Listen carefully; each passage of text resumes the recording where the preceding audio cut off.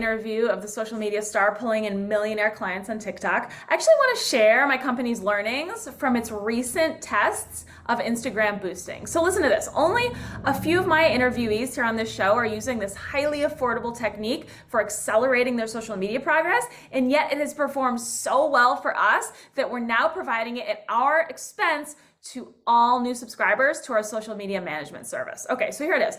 In our test, we boosted 17 Instagram posts, spending an average of $100 on each post for a total investment of $1,660. So the spending generated 167,000 extra views, or an average of 9,800 bonus views for each $100 spent. That's a stunning 18x increase over the average 530 views each video received prior to boosting. So follower counts increased a total of 630 for an average of 36 for each boost. While that sounds low, the average starting follower count for the test group was only 255. So follower count increased an average of 14% with each $100 in spending. So our decision to test boosting came after hearing from guests Ali Awad, Marie Solis, how helpful small investments in boosting were for them, and how the additional views obtained could actually be targeted geographically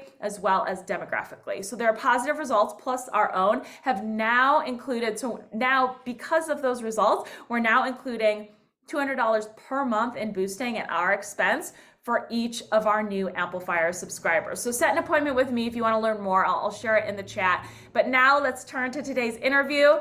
This diversified marketer has built $1 million practice on 3 pillars: social media, public speaking, and online marketing. The first 2 marketing channels cost him almost nothing.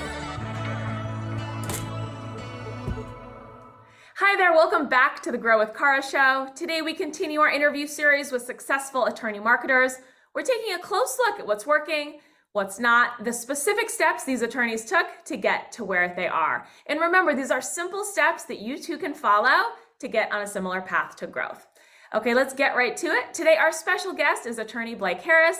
Blake is the founder of the Blake Harris Law, an asset protection firm serving clients globally. He's also the author of the book Asset Protection: How to Protect Your Property from Lawsuits. We're very excited to have him here today. Welcome, Blake. Thanks for joining us. Kara, great to be on your show. Yeah, so Blake, to start, just tell us a little bit about your story, a little bit about your background. Why did you start Blake Harris Law?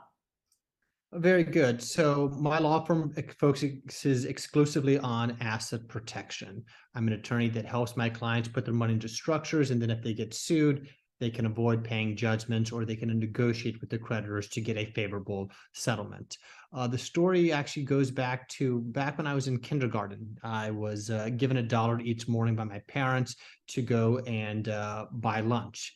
However, as a kindergartner, if you didn't have the $1, they would still provide you with lunch. And I quickly realized that simply by getting my $1 each morning, they would still serve me lunch. And this went on for about a month until the school contacted my parents and said, "Where's the money for Blake's lunch?" And they said, "What are you talking about? We've been giving him dollars every single day." They went into my cubby and found out about a stack of about $35 in my cubby, which they then took away from me. And I felt this was an unfair seizure of assets, and it kind of got me thinking about, as I got older and started other businesses and had other jobs, how to make sure I always had my money protected. So when I got my law degree, I started working for a trust law firm, and I learned from an individual named Barry Engel, who was the individual that wrote the Cook Islands Asset Protection Trust Law. I read his book. I attended his continuing education classes. We partnered together in many different ways, and I learned from him how to protect assets. So it kind of, so that's a little bit about my background. That's great. And when did you launch the firm? How long have you been at it? About a decade ago. Decade, nice. And how large is your firm? How many staffers do you have? So I'm a full-time attorney. I have a full-time paralegal, and I have about 5 different contractors, attorneys, and non-attorneys who work with my firm as well. Nice. And what has your average growth rate been for the firm over the years? So we've grown pretty nicely over the years, in large part due to successful marketing, but also in large part, I would like to think to good client service. And from that good client service, they have left many reviews online, which then resulted in getting more clients. So I say the best marketing you can do is doing a good job for your clients. After that, I definitely recommend having a good website. That's your resume. So I've definitely seen the business grow nicely without getting too close into too much details of our finances. I will say the firm does over $1 million in revenue, and we have for a few years now. Nice. That's great. That's great. What's fueling that growth? How are you investing in marketing now? So we do marketing in a few different strategies.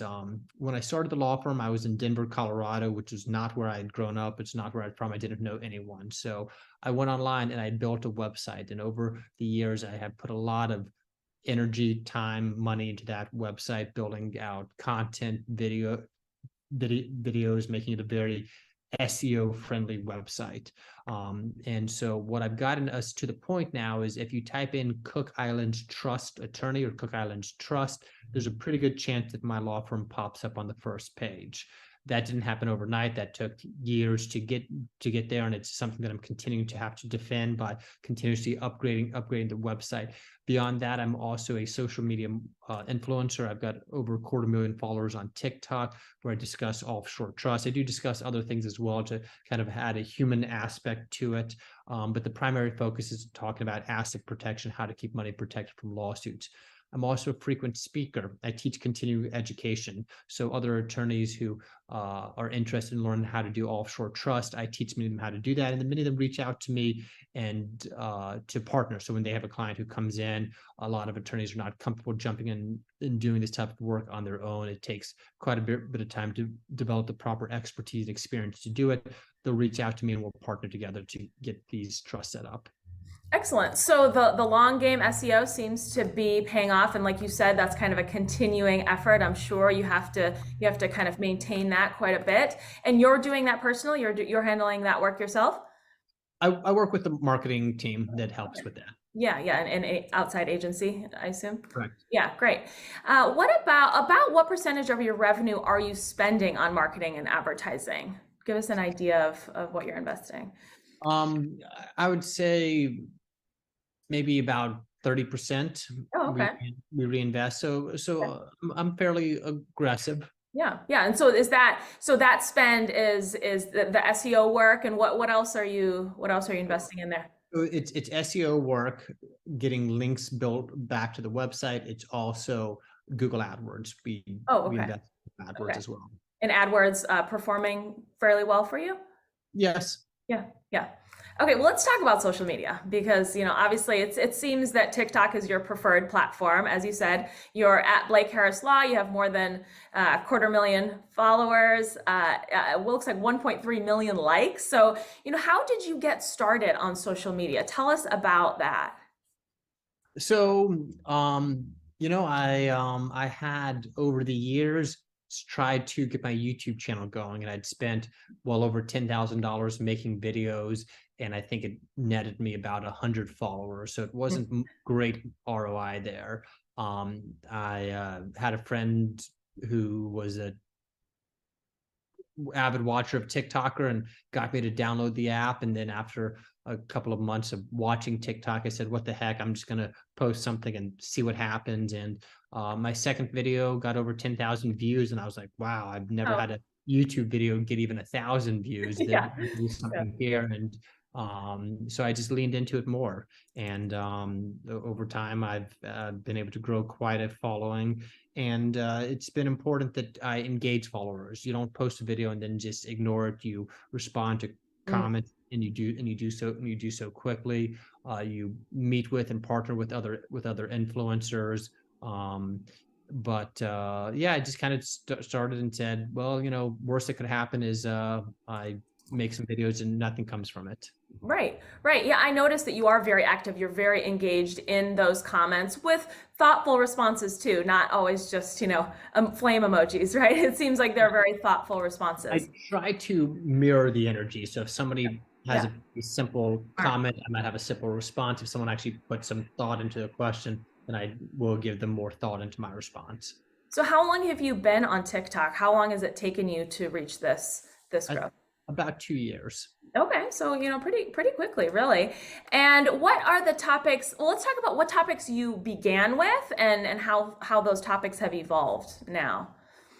Well, so I mean, I began, I think my first or second video is what is a Cook Islands Trust? And to this day, I still focus on Cook Islands Trust. I posted a video yesterday. What are the benefits of a Cook Islands Trust? I've expanded into talking more about other types of offshore trust, Belize Trust, Nevis Trust, and as I've traveled to Cook Islands and Belize over the past few years, Switzerland, Panama, Cayman Islands, Hmm. New Zealand. I've been keeping my followers updated with my travels, and I also just talk about other things that I enjoy as well. Just being active, life in Miami, my travels. So I guess in terms of how I've expanded beyond just Cook Islands Trust, I've shared a little bit about my personal life, which really adds a human side to it because there's always the question of who is this person on the other side of the phone? Can I really trust them? But when someone sees you, I don't know, drinking a beer, hey, I can relate. I drink beer, for Yep. Yep. And I example. think that can be difficult for some attorneys to get over, is what you just described, that, sharing their personality, who they are as an attorney, but who they are as a person too. And that shows that authenticity and certainly that genuine approach, I think, goes a long way on social, right? Absolutely. And Real people really like real people. right, exactly. You mentioned partnering with other influencers. How are you doing that? You start by commenting on their videos, they comment on your videos, you stitch their video.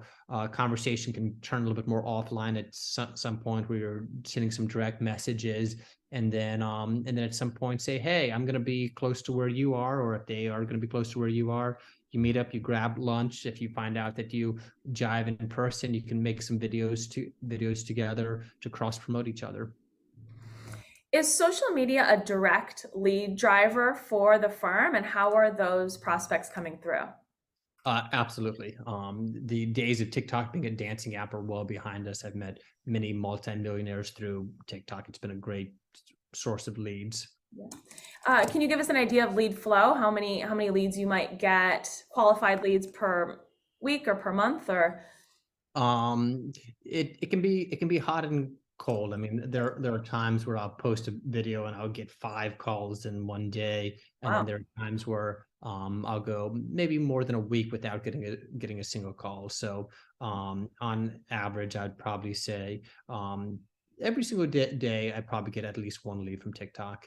And those are qualified leads that tend to turn Every into time. I'd say every single day I get one worthwhile lead. And then from that, I'd say it's about a third of people who contact us eventually end up hiring us. That's great. I mean, those are great numbers. So, what topics are really performing best for you? It sounds like the topics that you just named, or are there specific? I find the ones on banking are very interesting when I start talking about Swiss banking, because as part of setting up a Cook Islands Trust, clients will also establish an offshore bank account. I find those to be very popular videos. For some reason, when I post a few videos from Belize talking about Belize Trust, those got a lot of views. Um, and then just when I present it as secrets of the rich, tactics that the rich people use, Hmm, which yeah, quite frankly, you don't necessarily need to be all that rich. If you have $500,000, it may be worthwhile to set up an offshore trust. But those are some of the most popular ones. And then I also do a little bit of commenting on the news, and every now and then one of those blows up, especially if it strikes a little chord of fear. If I and I mean that's a little bit of my philosophy and view of the world, but that's the reason that I got into this business, because I have my uncertainties about the legal system, about other issues with America, and providing global solutions to clients strikes well with clients who are aware that there are some issues with our legal system where it's very easy to bring lawsuit. You can almost legally extort somebody nowadays with the expensive cost of defending a lawsuit. So a few different ones seems to hit it big, and I never know which one's going to hit it big. I will put a lot of time and care into some videos and be real excited that it's going to do well, and nothing comes from it. And then Right. other times, just as I'm finishing dinner at a restaurant, I'll just snap something up real quick in 20 seconds, not practice it at all, even stumble on my words, and then that one will get 500,000 views. Right. I mean, I guess that reinforces that, you just have to put a wide range of sort of video types and content out there to see what resonates and see what. Just keep trying. Right, right. What about shooting? Are you shooting videos in batches? How often are you shooting? So I'm right now, I've mostly been doing individual shots. I am looking to do more batch shooting, and this is something that will be coming out the pipeline by the end of the year. But I've done mostly just individual shooting, a lot of responding to comments. That's a lot of what my videos are. People ask questions, and that just kind of makes it easy because it's a layup for content. Are you shooting the videos yourself? Do you have a videographer who's handling the editing and the posting? So I a little bit of both. Most of the videos I just shoot right here on my phone, but I've actually was just in a studio yesterday with a videographer who's going to be doing a more professional video that's going to be going on my homepage, my new website that's going to be released sometime next month. Most of it is just me shooting. And how often are you posting typically, Blake? At least once a day, or on average once a day, once or twice a day. With the shooting and the posting and of course engaging in all the comments, about how many hours a week would you estimate that you dedicate to social media? It's kind of hard. I mean, it's not my first responsibility. I've got responsibilities to my work, my clients first. I've got responsibilities to family as well, to self-care time too. But I find that when I have an opening in my schedule, that's when I fill it in with social media.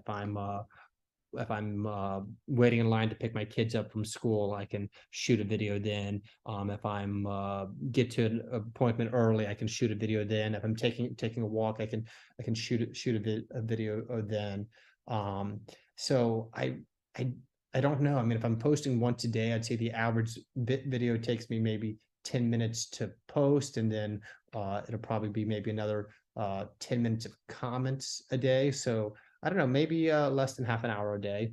Oh, that's great. I like that approach of kind of when you have time to fit it in rather than, prioritizing in other ways. Are you worried at all about a potential TikTok ban? Am I worried about a potential TikTok ban? So I would prefer that it did not get banned. But overall, TikTok represents maybe 15-20% of my revenue. So it would be a little bit of a cut, but I'm diversified in that I do speaking engagements. I'm frequently interviewed by various magazines and newspapers. I have a very strong Google and SEO presence. I'm on other social media apps. So I would certainly prefer it does not get banned, but I wouldn't say that I'm worried about it.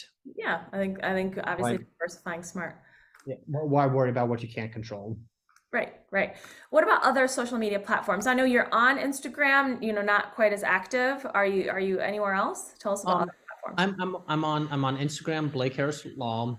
I'm pretty active on Instagram too. It's actually easier for me to post stories on Instagram where I can just text on there, as opposed to actually need to make sure my hair looks good, which it doesn't always look good in videos anyways. But I'm also on LinkedIn too, Blake Harris and then Blake Harris Law, where it's also fun to post, and I post and I have fun with it too. I mean, it's edutainment. I'm not afraid to make a slightly off color joke on LinkedIn or Instagram. It shows a more authentic person. So and I'm on YouTube as well, and my content gets posted on that old people site, Facebook, I think it's called. Um, uh, but I'd say Instagram and LinkedIn are where I'm most active. I mean, Instagram and TikTok are where I'm most active. Instagram and TikTok. Tell me a little bit about your LinkedIn approach, though. I'm interested because LinkedIn can kind of be a different beast. So a lot of my business comes from other attorneys. The majority of it comes from individuals who are seeking asset protection. They come right to me, but I do partner with other attorneys frequently. And by reminding people, hey, I do this. You've got a client worried about a lawsuit, give me a call. And I've connected with quite a few attorneys through LinkedIn. And I'm sure it's a great platform, a great tool to kind of build that referral network and those referral Exactly. sources. Are you putting any money into boosting any social posts or social ads? I've done a little bit of it, but I've done a little bit of it. I can't really say I've gotten much results from it, but I've also can't say that I've really invested enough that I could reasonably expect results. So something that I may consider doing more in time. Yeah, it sounds like most of your social media results have really come from organic, just the posting, right? Correct. What about AI? Are you using AI in your practice, either for marketing or in your daily work? Not that I'm going to tell you about. I'm just joking.